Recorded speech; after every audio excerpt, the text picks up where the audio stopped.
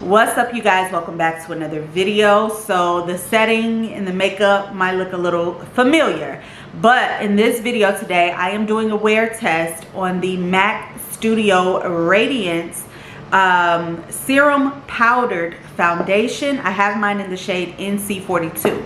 Also in today's video I did use the shade, I think this is 11OC by Tower 28. I finally got my hands on this one. I was going back and forth because let me just say this, I'm glad I did not order online because I thought I would have been maybe shade 7 or 8. And then when I went into the Sephora store, they only had a select amount of shades, like mainly the odd numbered colored shades. That's all they had in store. So I picked this one up just to be able to try it and review it. So we are going to demo that in today's video, and then I do have a wear test at the end of the video for the foundation. Now I will say this, I have been playing with the foundation over the past weekend just to kind of see how I feel about it, and you will hear all of that in today's video. Before we jump into the review and wear test, don't forget to hit that subscribe button, give this video a thumbs up, and leave a comment down below. And without further ado, let's go ahead and jump into the MAC Studio Radiance Foundation and Tower 28 Concealer.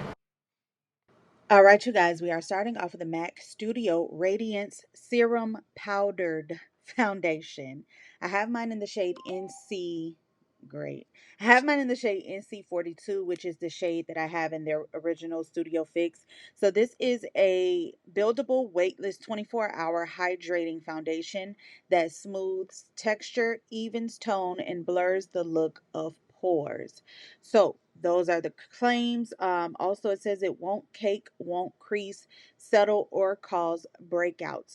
So I am just applying this with a brush on, the areas that I feel like, mainly where we would apply foundation. And I am going to blend this out with the Ethnicity Beauty foundation brush. I have really been enjoying this foundation brush. And again, this is how I applied this over the weekend. I did test this foundation out, I want to say Saturday and Sunday, because I had so much going on as far as like family stuff, so I couldn't really sit down and film. But I'm like, I wanted to look put together over this past weekend, so this was the foundation that I used. Now, I was talking to the girl in not girl, shall I say, lady inside of Ulta, and we were talking about this foundation. She loved it because I was torn between picking this one up or the REM Beauty by Ariana Grande. So I am actually on my way to go pick that one up because they do finally have my shade in store. I personally, with these foundations lately, I've kind of been waiting to go in store because although I've usually done a pretty good job at picking my foundation color online, I just really wanted to see it in person and see if it really speaks to me before I pick anything up. So now that that is all blended out, this is what the skin is looking like. Obviously a nice radiant glow to the skin. So now we're going to go in with the Tower 28 Swipe All Over Hydrating Serum Concealer. Everything is radiant and hydrating today, y'all. So this retails for $22. I have mine in the shade 11, which is tan with medium warm undertones. So this is a medium coverage, natural finish, fragrance free, no silicone. It is a medium coverage, and it says it's a hydrating non-comedogenic concealer that glides on like a serum and has the medium buildable coverage power to instantly cover dark circles, redness, and blemishes. So I am going to also blend that out with a brush. I did use the Haus Labs concealer brush. That has truly been my go-to favorite brush lately to blend out the concealer. It reminds me of the Ethnicity Beauty concealer brush, if you guys have that one or have tried that one. I did want to kind of let it sit just a little bit to kind of dry down. And now, obviously, as you saw, I did go in with the cream bronzer by Soul Body, which is ColourPop's sister brand. I did use the shade medium, which is not as pigmented, but it gives me a nice light bronze to the skin. But this is what everything looks like. It's all coming together. I wanted to keep it very simple and not do as many cream products. So as you saw today, I did not go in with my cream blush as I would typically do. I do feel like the skin looks great. Everything is definitely pulling together.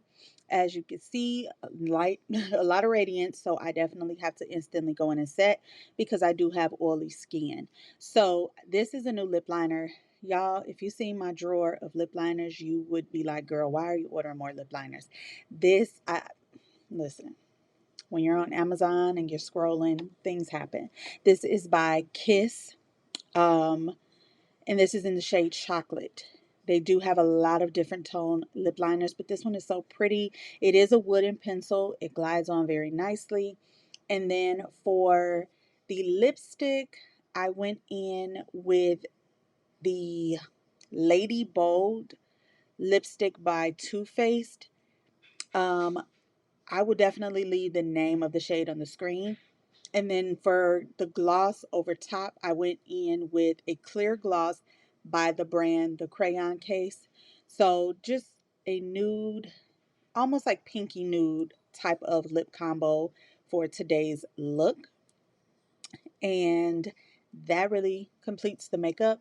For bronzer, I did go in with a powder bronzer, which was the Makeup by Mario powder bronzer. I've only used it a couple times. I just recently picked it up. It definitely is nothing new, but I never purchased it. And I saw that they finally had the shade medium dark in store again. So I definitely wanted to kind of try out the bronzer, see how I feel about it. I don't feel like it's bad, but I don't think that it's anything to rave about or that you have to break your neck to go out and purchase.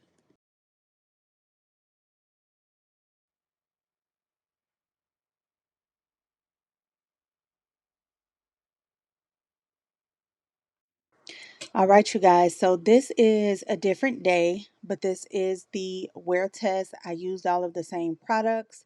So as you can see, definitely oily in my T-zone, a little bit missing on the tip of the nose, but I like the foundation overall. So that concludes today's video, you guys. Thank you so very much for tuning in. Again, as far as I'm concerned, this MAC foundation is a go.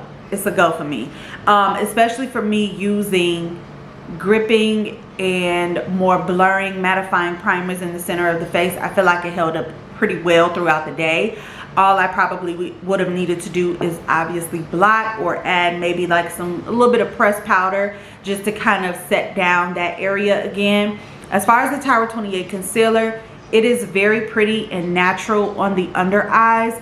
I did not notice any creasing or separation or anything like that where I placed it. I would personally prefer a lighter shade because I have kind of grown into, you know, liking that bright under eye. I don't know, it's only $22, but I don't know for sure if this concealer is something that is worth me going out to purchase another shade. I'm still on the fence about it, but I feel like I can make this work by either pairing it with a lighter concealer that I already have or a brightening powder when I go in to set the under eyes. So that is just my take, but it is a beautiful concealer.